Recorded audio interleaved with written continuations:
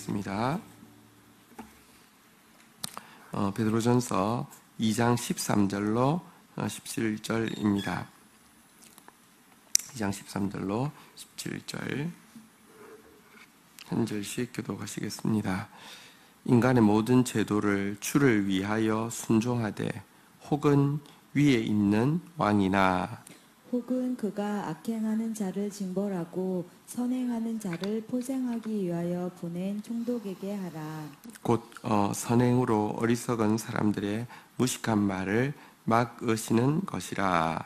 너희는 자유가 있으나 그 자유로 악을 가리는 데 쓰지 말고 오직 하나님의 종과 같이 하라. 17절 같이 읽겠습니다. 시작. 무사람을 공경하며 형제를 사랑하며 하나님을 두려워하며 왕을 존대하라. 자, 오늘 본문에 보면 우리 이제 토요일 본문에 보면 선한 행실을 가져라, 선한 일을 행해서 하나님께 영광을 돌리라 이렇게 말씀하시고는 이제 구체적으로 성도들이 그 상황 가운데 할 수 있는 선한 일이 무엇인지 소개하고 있는 내용입니다. 우리 먼저 13절 같이 한번 읽도록 하겠습니다. 같이 읽겠습니다. 시작. 인간의 모든 제도를 주를 위하여 순종하되 혹은 위에 있는 왕이나 14절도 같이 읽을까요? 혹은 그가 악행을 행한 자를 징벌하고 선행하는 자를 보상하기 위하여 보낸 총독에게 하라. 신자가 행해야 되는 선행이 무엇일까요? 그냥 착한 사람이라 소리 듣는 거 그런 것이 아니라요. 착한 사람이라 소리 듣고는 자신의 영혼에도 해가 되고 상대방에도 진정한 의미에서 도움이 안 될 수도 있습니다. 우리가 하는 선행은요, 하나님 뜻대로 하는 것이 되어야 되고 하나님 뜻은 이제 하나님 말씀에 나타나는데요. 구체적으로는 여기 보니까 하나님 세워주신 모든 제도, 다시 말하면 질서, 권위, 법, 그리고 또 이 질서와 권위와 법을 위해서 세워진 권위자, 여기 본문에 보면 왕이나 총독 이런 이제 권위자에게 권위자를 존중하는 것, 그리고 권위자를 순종하는 것으로 나타나야 한다. 이게 바로 여기 보니까 13절에 보니까요. 한번 따라하겠습니다. 주를 위하여. 이것이 주님을 위하는 길이다. 이렇게 이야기를 하고 있습니다. 하나님께서 왜 제도와 법 그리고 권위와 권위자를 허락하셨습니까? 이것은 14절에 나와 있는 표현이 잘 보여주고 있는데요. 한번 따라하겠습니다. 악행하는 자를 징벌하고 선행하는 자를 포상하기 위하여. 여러분, 이 세상에 왜 제도가 존재할까요? 혹은 왜 질서와 또 권위와 권위자들이 존재할까요? 이것은 하나님께서 주신 일반 은총의 한 방편으로서 악행하는 자 징벌하는 것, 선행하는 자 포상하는 것을 위한 제도입니다. 보편적으로 세상에 이 권세와 제도가요, 드러내놓고 악을 옹호하거나 죄를 옹호하는 경우는 아주 독특한 경우이고요. 또 그 전반적으로 악하다 할지라도 그 사회 안에서는요, 또 나름의 질서가 결국은 여기 나온 권선징악과 같은 제도가 운영이 된다는 것입니다. 예를 들어 북한이 정권을 보면 어쨌든 한 가정을 위하여서 한 사람을 위하여서 그 전체가 존재하는 것이기 때문에 시대에 맞지 않을 뿐더러 전반적으로 잘못된 것입니다. 그렇지만 또 그 사회 안에서는요, 나라가 돌아가는 데는요, 기본적으로 권선징악의 질서가 지켜진다는 것은 또 실제 현실의 또 문제이기도 합니다. 이 편지가 쓰여지는 시대를 생각하면 조금 더 이 문제에 대해서 우리가 다르게 생각할 수밖에 없습니다. 편지가 쓰여질 때에 왕은 누구였냐고 하면 네로였습니다. 네로는 사실은 이 공권력을 악을 행하는데 사실은 사용을 했죠. 기독교인들을 박해하기 위해서 뭐 로마에 불을 지르고는 그것을 가지고 기독교인들에게 뒤집어 씌우고는 또 그들을 박해하는데 공권력을 사용하고 있던 때입니다.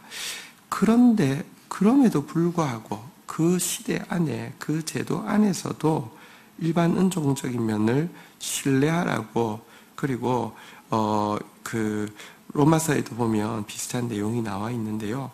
그들이 하라고 하는 대로 순종해야 될 의무는 사실은 없을 수 있지만 최소한 그들에 대해서 존중하는 태도는 꼭 가져야 된다고 기독교인들에게 이야기하고 있습니다. 이렇게 해야 되는 이유가 무엇인가요? 15절에 보면 이렇게 이야기합니다. 같이 읽도록 하겠습니다. 읽겠습니다. 시작. 곧 선행하로 어리석은 사람들의 무식한 말을 막으시는 것이라. 여러분들, 기독교인들이 이렇게까지 자기들을 죽이려고 아예 막 혈안이 돼 있는 이 권세에 대해서도 바르지 않은 것을 요구할 때, 하나님 앞에서 바르지 않은 것을 요구할 때 딱 그 행동대로 따르는 거에 대해서는 하지 않아도 되지만 최소한 그 세워진 권위자와 또 질서 자체에 대해서는요, 어쨌든 하나님이 허용하신 것으로 존중하는 태도를 가지는 것, 그리고 또 일반적인 부분에서는 순종하는 것, 이런 모습을 가지는 이유는요, 근거 없이 비방하는 자들의 무식한 말을 막으려고 하는 것입니다. 이 비방은 뭐냐고 하면 저 사람들은 이렇게 쿠데타 세력이다. 저 사람들은 사회의 질서를 무너뜨리는 사람이다. 저 사람들은 뭐 아주 음행하는 사람이다. 저 사람들은 아주 믿을 수 없는 사람이다. 어쨌든 막 온갖 말들을 다 만들어서 이렇게 했고요. 예를 들어 기독교인들이 성찬식을 하는데 몸을 먹고 피를 마신다. 이래서 뭐 식이 난다. 이렇게도 또 표현을 하고, 혹은 성적으로 아주 문란한 의식이다. 이런 식으로도 이렇게 묘사를 하고, 뭐 어쨌든 여러 가지 거짓들이 있었고요. 특별히 이제 이 권위와 질서를, 제도와 법을, 상식과 양심을, 국가 지도자와 공무원을 이렇게 인정하지 않는 그 악한 세력이다. 이렇게 이야기를 하는 것에 대해서 실제 모습을 보면 전혀 그렇지 않으니까 결국 하나님께서 권고하시는 날에 이렇게 악한 말 하던 사람들, 무식한 말을 하던 사람들이 그렇지 않구나 라는 것을 알게 하려는 것이다. 이렇게 이야기하고 있습니다. 사실 여러분들 어떤 일이 있을 때 피해자, 이제 희생양을 찾아서 거기다가 책임 전가를 싹 다 해버리는 것은 모든 인류가 사실은 굉장히 익숙한 일입니다. 뭐 관동 대지진이 일어났을 때 이렇게 우리 조선인들이 했다 이렇게 이야기할 때 막 전부 다 혈안이 되어서 조선인들 찾아서 죽이는 것에 막 혈안되어 있었던 그 모습을 생각해 보면요. 또 뿐 아니라 지금 우리 사회에서도요. 예를 들어 무슨 일만 있어도, 제주도에서 무슨 일만 있어도 난민이 그랬다. 전혀 근거 없지만 이야기하면 결혼이 막 술렁술렁거리는 이런 게요. 사실은 희생양을 찾아서 확 몰빵하는 게 인간에게 있는 못된 기질입니다. 그래서 실제 그 시대에 그 기독교인에 대한 박해에 모두가 참여했고 즐거워했고 콜로세움에서 사자밥 되는 모습을 다 와서 구경하고 했습니다. 근데 구경했는데 끝까지 봐도 이들 안에서 뭐랄까요?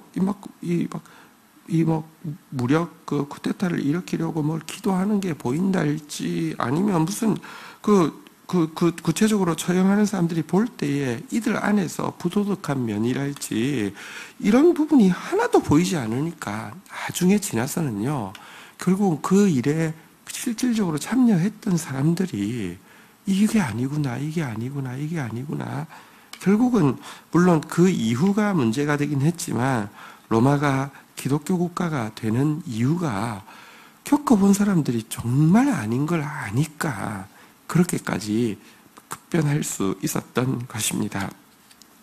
여러분, 그 시대에 이 교회 지도자들 중에서 야, 이거 아니다, 이거 확 뒤집어야 한다, 무력으로 한번 이 로마 정권과 한번 맞짱을 떼야 된다, 이렇게 이야기하는 사람이 이렇게까지 막 살해당하면서도 살육당하면서도 한 명도 있지 않고, 그리고 그 영향력이 교회에 전혀 미치지 못하고 도리어 모든 성도가 이렇게까지 당하면서도 이렇게까지 순종하고 찬양하면서 콜로세움에서 이렇게 희생 제물이 기꺼이 되었던 이 일은요, 초대교회가 얼마나 그 하나님 말씀대로 순결했는지를 보여주는 단적인 증거입니다.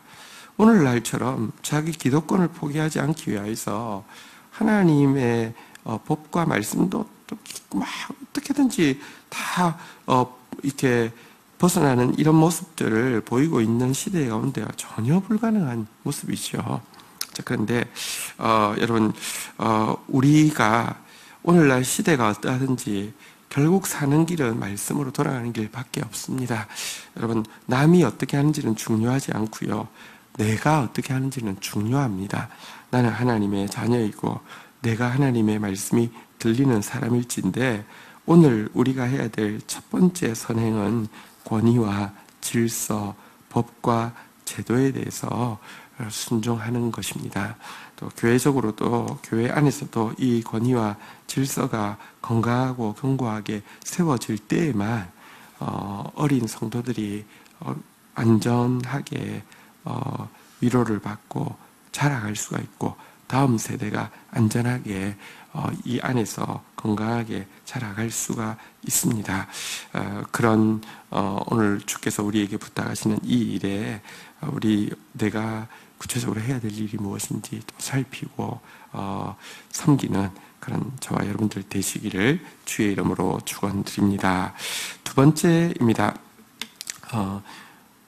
이 선한 행실, 우리가 해야 될 선한 행실이 무엇인지 16절에서 이렇게 소개하고 있습니다. 같이 한번 읽도록 하겠습니다. 읽겠습니다. 시작. 너희는 자유가 있으나 그 자유로 악을 가리는 데 쓰지 말고 오직 하나님의 종과 같이 하라. 자, 두 번째 우리에게 부탁하고 있는 선한 행실은 무엇이냐고 하면요, 신자가 반드시 알아야 되는 것은 신자에게 자유가 있다는 것입니다. 신자는 더 이상 죄의 종도 아니고 사망의 종도 아닙니다. 신자는 더 이상 인간의 종도 아닙니다. 신자가 제도에 순종할 수 있는 것은요, 사실은 그 법 위 인간의 종이 아니기 때문에 제대로 순종할 수 있습니다. 여러분, 또 우리가 하나님과의 관계에 있어서도 마찬가지입니다. 하나님을 섬기는데 사실은요, 두려움 때문에 형벌 받을까 봐서 섬기는 종의 자리에 있지도 않고요, 사랑 때문에, 감격 때문에 섬기는 자녀의 자리에 있습니다. 이 때문에 신자는 영적으로 자유를 향유할 수 있게 하고요, 이미 우리를 이렇게 자유자가 되게 하셨는데 다시 종의 멍에, 예를 들면 초대교회 때 가장 많았고요, 지금도 많습니다. 예를 들면 율법주의 같은 것이죠. 교회들에 보면 대단히 율법주의적인 요소로 사람들의 자유를 얽어매는 경우가 많이 있습니다. 이거 하면 되고, 이거 하면 복 받고, 이거 하면 안 되고, 이거 하면 벌 받고, 이것 가지고 사람을 조종하기 시작하면요, 사람이 제일 말 잘 듣습니다. 그리고 제일 열심을 냅니다. 율법주의는 아주 재밌습니다. 하는 만큼 뭐가 온다는 것입니다. 여러분, 율법주의로 우리가 구원받을 수 있는 존재가 못 됩니다. 은혜로 구원받았고 신자가 남을 향해서도 은혜로운 사람 되어야 합니다. 그래서 성경은요, 이미 자유를 주셨는데 다시는 종의 멍에를 매지 말라고 권면하고 있는 것입니다. 영적 자유를 누리는 거 너무너무 중요합니다. 그런데 영적 자유를 누리면서 동시에 하나님의, 한번 따라하겠습니다. 오직 하나님의 종과 같이 하라. 하나님의 종과 같이 하라. 여러분, 그럼에도 불구하고 우리가 하나님을, 하나님 앞에서 종의 자세를 가지는 것에 대해서 부탁을 하고 있습니다. 물론, 종이 된다는 게 오직이라는 단어를 써서 하나님 앞에 종되는 것에 대해서 이야기하고 있는데요. 이게 무엇이냐고 하면 한번 예를 들어 보십시다. 예수님이야말로 자유인이죠. 예수님은 정말로 자유로울 수밖에 없는 분입니다. 죄가 없는 분이고요. 피조물이 아니라 창조주이십니다. 그러나 그의 자유를 여러분 정말 우리를 섬기는데, 우리의 구원을 이루는데, 우리의 죄 문제를 해결하는데 그의 자유를 쓰기 위해서 기꺼이 자원하는 종으로서 살아가셨습니다. 우리에게 자유가 주어질 때 사실은요, 그 자유를 쓰는데, 여기 보니까 그 자유로 한번 따라하겠습니다. 악을 가리는 데 쓰지 말고, 착한 성도들, 선한 성도들, 여러분들 하나님께서 우리가 영적 자유를 주셨는데 하는 대부분의 일은 뭐냐고 하면 죄짓고, 또 막 이렇게 몸부림치다가 용서받고, 죄짓고 또 몸부림치다가 용서받고, 우리에게 주어진 시간, 우리에게 주어진 물질, 다시 말하면 우리에게 주어진 자유를 대부분 죄짓고 죄 용서받고, 죄짓고 죄 용서받고, 그러니까 죄 짓는데 거의 대부분의 시간과 물질을 쓰게 된다는 것입니다.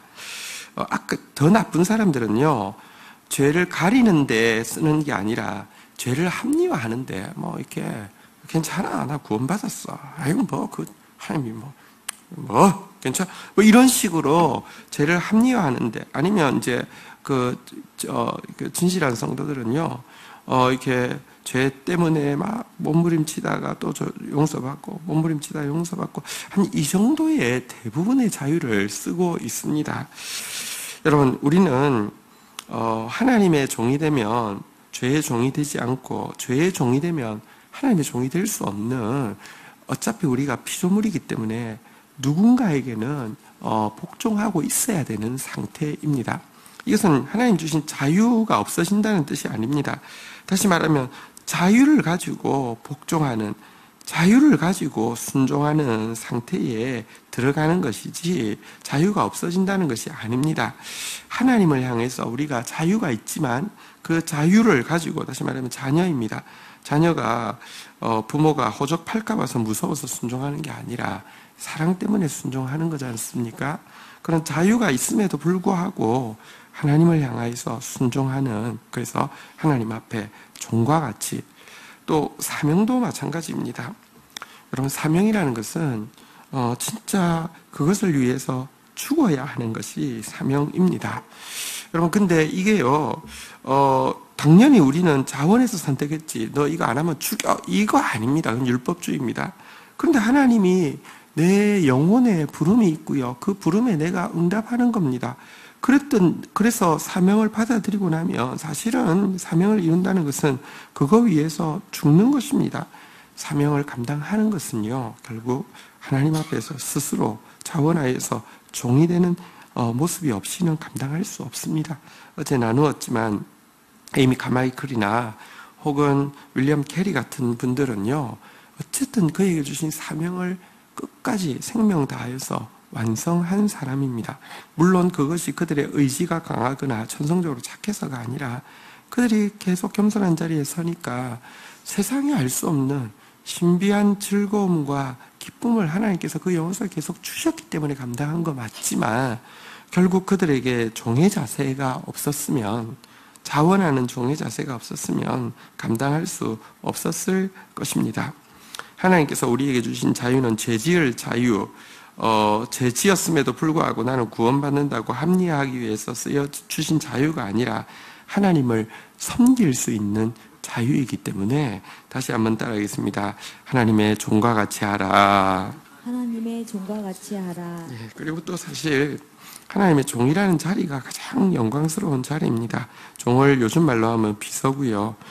제가 이야기하지만 대통령 비서실장이란 참 정치인이 제일 꿈꾸는 자리일 것입니다. 왜냐하고 하면 어쨌든 최고 통치자의 친구가 되어지는 것이니까요. 제일 이야기를 많이 하게 되고 제일 속마음을 알게 되는 것이니까요. 좋은 대통령의 비서실장이라고 하면 그건 정말 행복한 자리죠.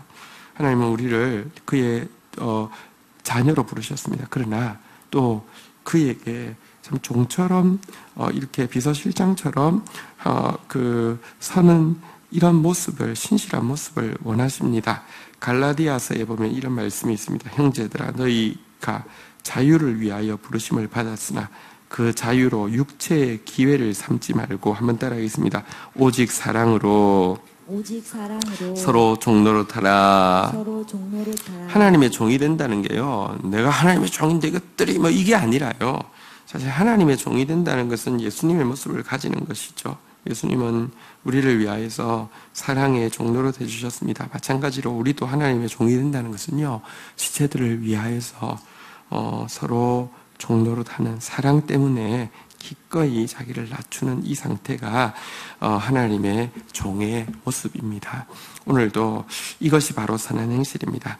기독교가 결국은 세상을 변화시키고 점령할 수 있었던 그 당시의 이유는요, 첫 번째는 아무리 박해를 하고 아무리 해도 그들 가운데 뭐랄까요, 그 악을 악으로 갚으러 가는 모습이 전혀 없는 것 때문에, 이게 손도 마주쳐야지 재미가 나는데 찬송하면서 죽어가는 것이니까 이게 나중에는 공포를 느끼고 좀 뭐야 이렇게 되는 거 한 게 있고요. 두 번째는 그들이 그들에게 주어진 기회들을 가지고 하는 일이 뭐냐, 정말 서로 사랑하는 모습을 보니까요. 그래서 초대교회의 전도는 무엇이냐, 터툴리안의 그 이제 기록에 보면 초대교회는 어떻게 전도하냐고 하면, 당신 오늘 죽어도 천국 갈 자신 있습니까? 이게 아니라 초대교회의 전도는, 그때 전도하다가는 너 기독교인이지 하면 죽을 수 있습니다. 근데 초대교회 전도는 뭐냐고 하면 은밀하게 찾아서 당신 기독교인처럼 서로 사랑하는 사람을 본 적이 있습니까? 이 말 앞에서 그냥 모두 뭐 부장해줘요. 진짜 못 봤으니까. 그렇게 사랑하는 사람을 보지를 못했으니까. 근데 오늘날도 우리의 자녀들은 우리를 보고 있습니다. 우리가 무슨 뭘 하더라도, 무슨 법 제도를 다 어기더라도 자기 이익을 위해 사는 사람인지, 자기가 해를 보면서도 그걸 지켜내려고 하는 사람인지, 혹은 명분이 아무리 그럴 때도 결국은 다 미워하고 서로 질투하고 서로 시기하는지, 아니면 정말 희생하면서 사랑하는지 보고 있습니다. 여러분, 서로 사랑을 하기 위해서 종로로 타는 것. 우리 17절 다시 정리하고 있습니다. 같이 한번 읽도록 하겠습니다. 읽겠습니다. 시작. 무사람을 공경하며 형제를 사랑하며 하나님을 두려워하고 왕을 존대하라. 종이란 누군가 섬겨야 될 대상이 있죠. 그리고 내가 종이라고 하면 섬겨야 될 대상에 대해서 내 기분에 의해서 움직이는 게 아니라 그를 중심에 두고 움직이는 거죠. 그걸 공경한다 혹은 경외한다라고 이야기하는데요. 무사람을 공경하라고 이야기합니다. 무사람 안에는 우리보다 못 배운 사람도 있을 수 있고요, 우리보다 가난한 사람도 있을 수 있고요, 성격적으로 개팍한 사람도 있을 수 있고요, 또 지식적으로 떨어지는 사람도 있을 수 있습니다. 상관없습니다. 하나님이 지으셨고요, 하나님이 긍휼히 여기시는 영혼입니다. 영혼 대 영혼으로 사람을 보고 공경하고, 형제는, 같이 신앙 생활하는 형제는요, 사랑하고요, 하나님은 두려워하고요, 왕은 일단 존중하는 모습, 질서에 대해서는요, 무조건 혹시 순종하지 않아야 될 때가 많습니다.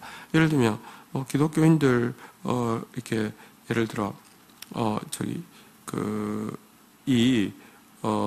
기독교를 믿으면 죽인다고 기독교를 믿지 말라고 하는데, 그러면 기독교 안 믿으면 됩니까? 그걸 순종하면 됩니까? 그렇지는 않죠. 혹은 또 기독교인들 자수하라고. 근데 사실 해도, 아니면 또 자수하면은 기독교인들 어디 있는지 알려달라, 그 위치를 이야기하라고. 그때 이제 사실 초대교회 때 좀 이 문제가 좀 문제가 되었습니다. 심지어는 잡혔을 때 너희들 어디 숨어 있어? 이야기할 때, 그러니까 그러면 나는 살고 그 사람 죽고 이런 차원이 아니라 자기도 죽을 건 당연히 각오했는데도 물어보니까 이야기를 해야 되는 거 아니야? 그래가지고 이야기를 하는 사람들도 있었습니다. 그래서 이제 이런 문제 때문에 그러니까 어디까지가 순종인지를 초대교회 때 논쟁이 있었습니다. 그럴 정도로 어쨌든 엄청나게 순종했습니다. 대단한 사람들이었습니다. 근데 결론은 뭐냐고 하면 아닌 것을 요구할 때 따르지 말 때 다시 한번 따라하겠습니다. 존대하라. 태도에서 경멸하거나 말투나 행동에서 대항하거나 하지 말고 존중하라. 이게 성경의 가르침입니다. 이것이 선한 행실입니다. 이것이 대인관계에서 우리가 꼭 가져야 할 선한 행실입니다. 오늘도 이 행실을 가지고 세상 가운데 살아가는 하루 되게 해달라고 기도하는 시간 가지겠습니다. 함께 기도하시겠습니다. 세상 가운데 하나님 주신 일반 은총적인 제도에 대해서 또 권위자에 대해서 존중하고 또 순종하라고 말씀해 주셨습니다. 또 하나님 우리에게 주신 이 영적 자유 가지고 또 정말 자유를 누릴 뿐 아니라 또 우리에게 주신 기회를 하나님의 종으로서 또 서로 사랑의 종으로서 살라고 말씀하셨습니다. 그렇게 사는 하루 되어질 수 있도록 주여 도와주시옵소서. 우리의 모습이 세상에 없는 모두 뒷담화하고 모두 미워하고 있는 세상 가운데 세상에 없는 사랑을 보이며 세상에 없는 질서를 보이는 하나님의 사람들로 살아갈 수 있도록 힘 주시옵소서. 감사합니다. 예수 그리스도의 이름으로 기도 올립니다. 아멘.